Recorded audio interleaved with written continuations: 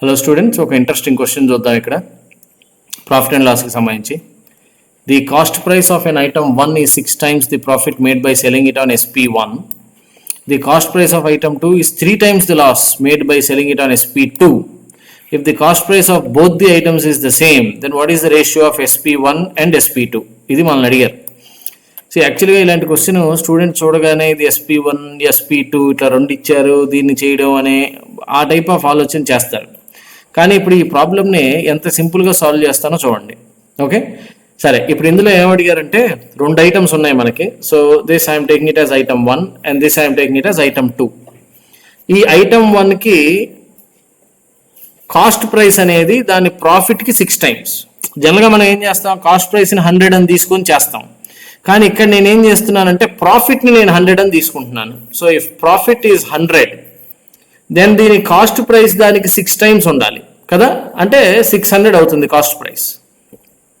నా cost price plus ప్రాఫిటే కదా మనకు వచ్చే selling price. So that is SP1 ఎంత అంటే 700, రైట్?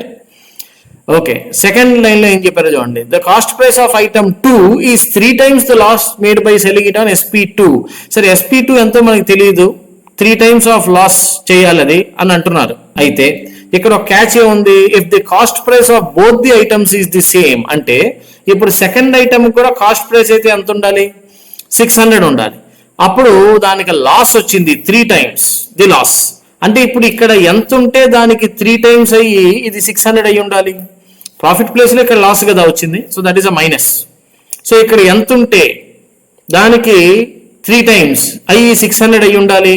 ఇక్కడ 200 ఉంటే సరిపోతుంది, అంతే కదా. దానికి 3 times కదా 600 లాస్ అని చెప్పారు కదా. సో 3 times లాస్ కాస్ట్ ప్రైస్కి. సో ఇప్పుడు 600లో 200 పోయిందంటే SP2 ఎంత అయింది, 400. సో SP1కి SP2కి రేషియో ఎంత అని అడిగారు సింపుల్గా. So that is 7:4. సో అంత సింపుల్గా ఈ క్వశ్చన్ మనం ఆన్సర్ చేయొచ్చు. సో ఇలాంటి షార్ట్ కట్స్ కోసమని you please subscribe to our channel and keep watching more the space. And if you want to get government job for sure and arithmetic డెఫినెట్గా మీరు improve చేసుకోవాలనుకుంటే please join in to dimensions coaching centre. Thank you.